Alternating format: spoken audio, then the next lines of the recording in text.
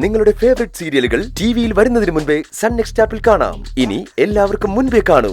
ഇപ്പോൾ തന്നെ sun next app download ചെയ്ത് സബ്സ്ക്രൈബ് ചെയ്യൂ.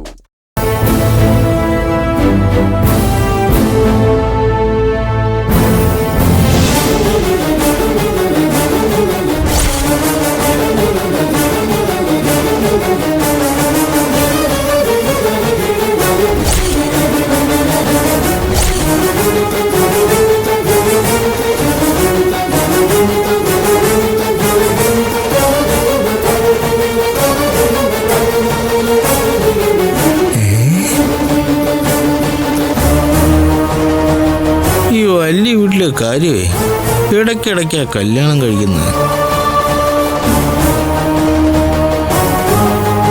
വാ,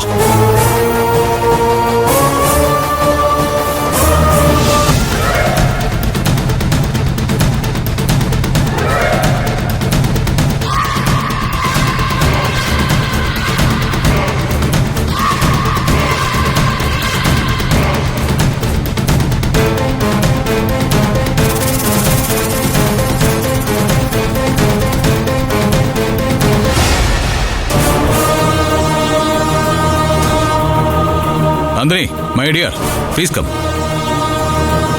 നിക്ക്.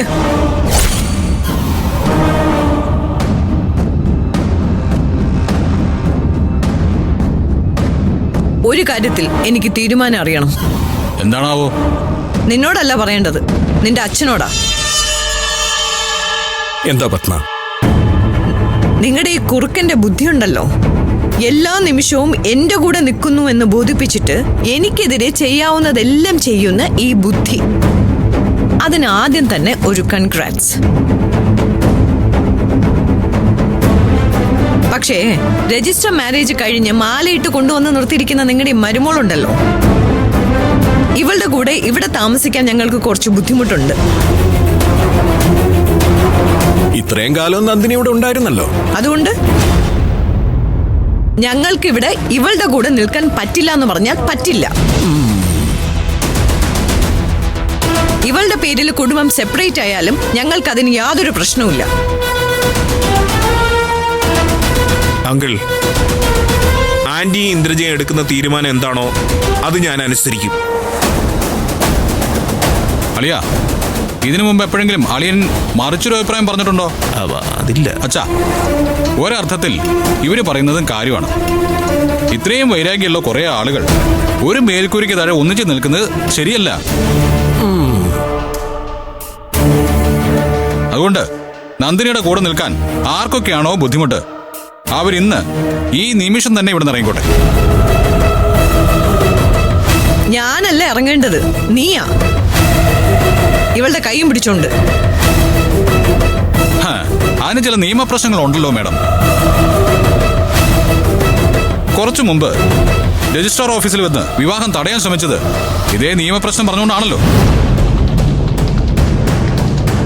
നിയമം അനുസരിച്ച് ഈ വീട് ആരുടെ പേരിലാ?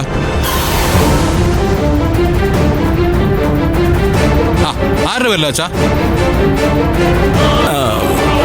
അത് നിന്റെ പേരിലാ. അപ്പൊ നിയമം അനുസരിച്ച് എന്റെ പേരിലുള്ള വീട്ടിൽ ഞാനും എന്റെ ഭാര്യയും താമസിക്കണോ, അതോ ഞങ്ങളെ എതിർക്കുന്നവര് താമസിക്കണോ? ദേ നന്ദിനി, ഈ കാര്യത്തിൽ താൻ സംസാരിക്കേണ്ട കാര്യമില്ല. ഞാൻ ചില സംശയങ്ങൾക്ക് മറുപടി കൊടുത്തോണ്ടിരിക്കുക. അപ്പൊ എങ്ങനെ, ഇറങ്ങുന്നുണ്ടോ?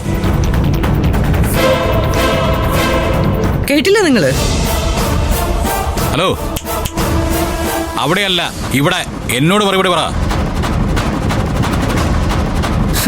എല്ലാ കാലത്തും ഇവളിങ്ങനെ ജയിപ്പിച്ച് കളയാന്നുള്ള ധാരണ ഉണ്ടോ നിനക്ക്? ഉണ്ടെന്ന് ഞാൻ പറഞ്ഞാൽ അത് അഹങ്കാരമാണെന്ന് കരുതുവോ? എങ്കിലും ഉണ്ട്. അതെ, കുറച്ച് അഹങ്കാരത്തോടെ തന്നെയാ സൂര്യ പറയുന്നത്. ഞാൻ ഇവളുടെ കഴുത്തിൽ താലി കെട്ടിയിട്ടുണ്ടെങ്കിൽ, ഞങ്ങളുടെ വിവാഹം രജിസ്റ്റർ ഓഫീസിൽ രജിസ്റ്റർ നടത്തിയിട്ടുണ്ടെങ്കിൽ, she will be here. Nandini ഈ കുടുംബത്തിൽ തന്നെ ഉണ്ടാവും. എതിർക്കാൻ വരുന്നവര് സൂര്യയുടെ സ്വഭാവം അറിയുകയും ചെയ്യും. മണി, നന്ദിനി ആ മാല ഊര്. മണി, ഇത് പൂജാമുറിയിൽ കൊണ്ടുപോയി ഐശ്വര്യമായിട്ട് വെക്കണം കേട്ടോ. പൂജാമുറിയിലോ? പിന്നല്ലാതെ വിവാഹം കഴിഞ്ഞ് വരുന്നവരുടെ പൂമാല ഊരി പൂജാമുറിയിലല്ലേ വെക്കേണ്ടത്? അതല്ലേ സിസ്റ്റം. മാനവും മര്യാദയും ഉള്ളവരുടെ കഴുത്തിൽ കിടക്കുന്ന പൂമാല പൂജാമുറിയിൽ വയ്ക്കുന്നത് സിസ്റ്റമാണ്. പക്ഷെ ഇവളെ പോലുള്ള ഒരുത്തിയുടെ കഴുത്തിൽ ആ പൂമാല കിടന്നാൽ അതിനുകൂടി നാണക്കേടാണ്.